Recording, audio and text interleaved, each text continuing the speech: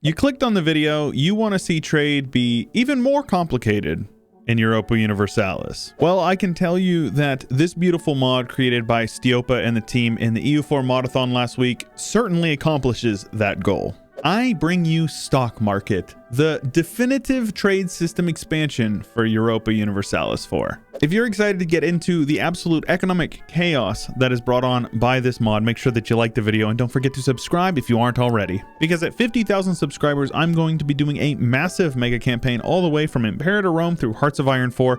And if you guys enjoy the videos that are coming out like this one, you're going to enjoy other ones that I make as well. And I know that upwards of 70% of you guys watching right now are not subscribed, so just click the button. So let's start off by taking a look at a province up here in Russia, this Velsk province producing fur. Now, fur is not really worth a whole lot, at least not right now. That's because it's only September, but you're going to see that as we go a few more months into the future here, things are going to get a little bit more interesting as the world starts to cool down and the demand for fur goes up. You can see the price every month is raising, and in March here we have almost doubled the price, and in April we have over doubled the price dynamically, which is going to very much increase the value in these trade nodes. So it seems like places like Russia or Siberian trade can lead to some pretty big spikes in income, at least for part of the year. And what's even cooler is that every month in these decisions we have a in-depth updating guide on what the prices are. And like I said, it updates every single month. So you can really get into the nitty gritty of this. And various things affect things like early on in the game, a lot of people are going to be building forts. And so I think salt might be increasing as forts are going to need some supplies to preserve their foods for their garrisons, right? Coming over into America, you can see the price for goods like tobacco very low, very low, lower than vanilla. I'm pretty sure it's at least 2.5, maybe even 3 in vanilla. So quite low right now. And that's mostly just because there's not really any demand for it. And demand is for the most part driven via events and stuff like that. There is a ton of various price changing events that happen throughout the game. And they're going to affect things in a much more meaningful way than just, you know, a tweak of 0.5 ducats per month for the rest of the game or whatever as it normally is. And as you can see, we've gone a little over 10 years into the game and salt has definitely gone up in price. It was originally in the sub 2 ducats per month category, and now it's steadily climbing as nations start to get a little bit of money invested into forts. So that's definitely something that you're gonna have to keep your eye on early on, especially if you're producing a lot of salt. And in just a few short years, it's climbed up even more to over 3 ducats, which I think 3 is its base price. I could be wrong.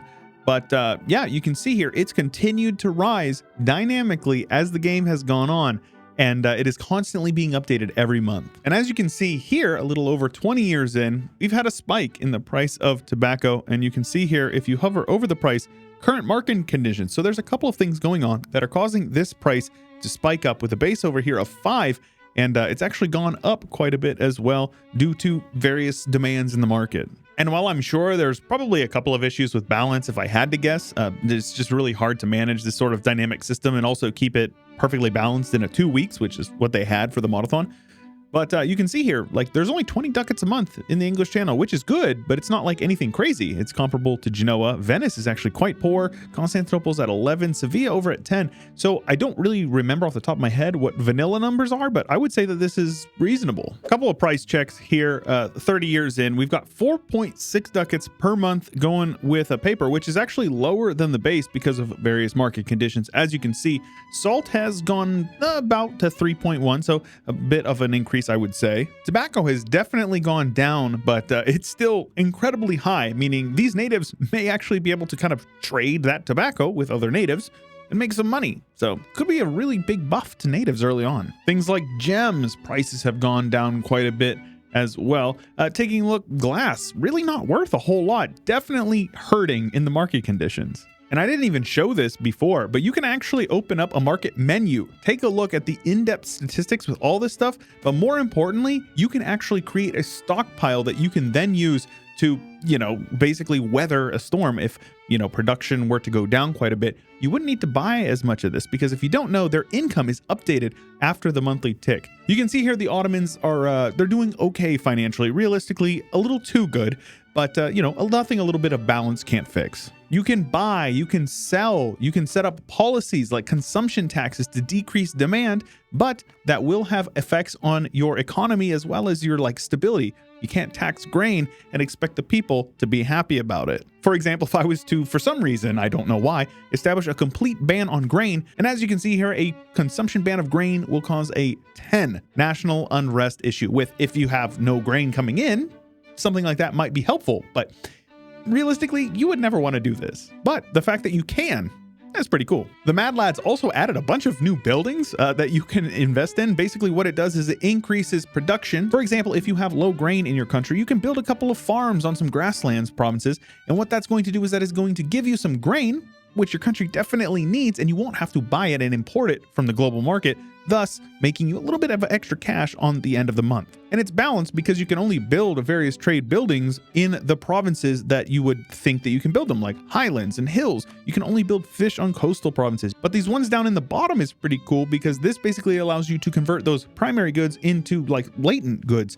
You can see here, you can increase your demand for grain, but you can also increase your demand for wine. You can create demand for paper and glass, which would increase your consumption. And this one right here is very cool because if you have enough supply of paper, you can get institution growth anywhere. Keep in mind, it is very expensive at 500 ducats, actually the cost of a manufactory, but you can build this anywhere and you can get institution anywhere. So that is pretty cool. If you have paper, that's a good way to spend it. Holy smokes, it seems like these natives are really token on that wacky tobacco down here. I've been told that the prices are going to be adjusted because tobacco is overpriced in this current patch that I'm on. But yeah, these market conditions are leading to some pretty gnarly buffs to the price of tobacco. 50 years in, and I'm taking a look around, you can see some goods like cotton really not doing well. Very low market value for good reason, to be honest with you. But sugar is incredibly rich. Look at this. Sugar is almost 6.5 ducats a month. Compare that to something like cloves over here, which is the richest trade node in the game, in base game at least, next to coal, and it's competitive. Sugar is competitive to cloves right now, which is just bonkers. And it's just weird because taking a look around, things look for the most part quite vanilla. For 50 years into the game, the borders haven't really changed a whole lot other than what you would expect, uniting France, England doing England things. That's really it. There's not really a whole lot of border changes. Though I'm not really sure what Muscovy's trying to pull here. They haven't taken a single province from Novgorod, so that's kind of weird. And now in 1500, the year of our Lord, you can see the sugar craze has begun. Taking a look over here on this little menu, you can scroll down and see that sugar is over 10 ducats in value. From Egypt all the way up into the north of Scotland into Scandinavia, everybody wants this beautiful, tasty sugar. And now all of the nations that produce this beautiful, tasty trade good is going to get a little bit of boost to their economy, while Europe and their consumerism continues to beg for more sugar. These events and their modifiers have been added from the mod, and I think it's a very cool addition. Now, almost 100 years in, and the colonial game has kicked off. We've got quite a few provinces over here in Colombia, as well as Grenada, especially over here in the Caribbean and in Mexico. But we're going to notice a couple of changes in the trade goods, specifically cocoa looking fine. I guess it's pretty low. But I think there's a bit of a craze for coffee at the moment. You can see these market conditions are certainly giving it a boost. Now, the sugar craze is starting to slow down. It definitely had a big boost for about 50 years there, give or take. But the coffee craze, that is a big one. Look at these trade values, 63 almost. Up here in the English channel, almost 47. Genoa looking incredibly good, and all of that money is just pouring into the pockets of Spain, giving them all of the colonial power that they're going to need. It's so cool that as Portugal and Spain get into the New World, the value of the trade goods here, since they're sort of novel and new to Europe, gets a huge boost. It makes a lot of sense because that's how it was historically. And now we get to see Spain reap the benefits of importing these exotic goods that they have discovered over in the New World. Of course, yes, coffee is down here, and the Mamluks are probably making quite a bit of money off of coffee, if I had to guess. Take a look at that. 48 ducats per month the Mamluks are making off of this coffee boom. Safe to say that Egypt is doing well.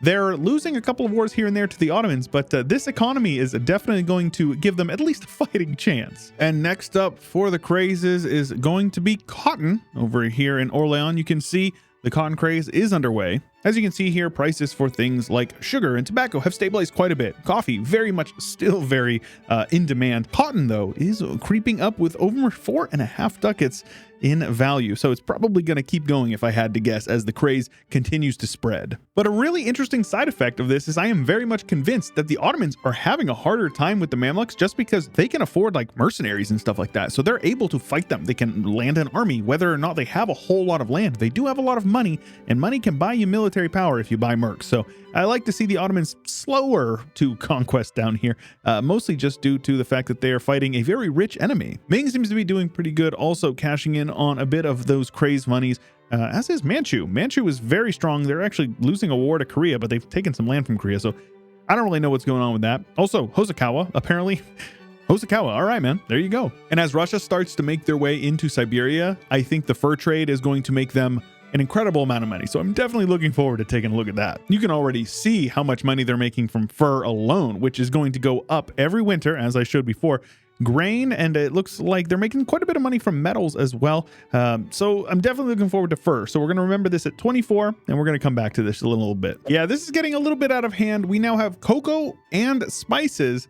Let's go take a look at the prices. Cocoa maxing out at a little bit under 10 ducats. And I assume that the spice craze has just recently started, as 4.39 is a bit low for the rabid consumers in Europe. But you can see that cotton, sugar, coffee, and for the most part, tobacco prices have gone down quite a bit. They're still all very high, maybe outside of cotton, but Cocoa is going to be a very big one for the time being. And checking in on the fur trade, like I had mentioned before, Russia at peak fur trade in April/May, 75 ducats they are making just from trading in fur. That's pretty good. Oh, I stand corrected. 12.43 for tobacco. Again, I'm pretty sure that Stiopa, one of the devs, had mentioned that tobacco was overpowered in this patch and they were going to patch it out. I'm playing the next day after the Modathon is over, so I assume that they've patched it, but maybe they didn't. It's still pretty high.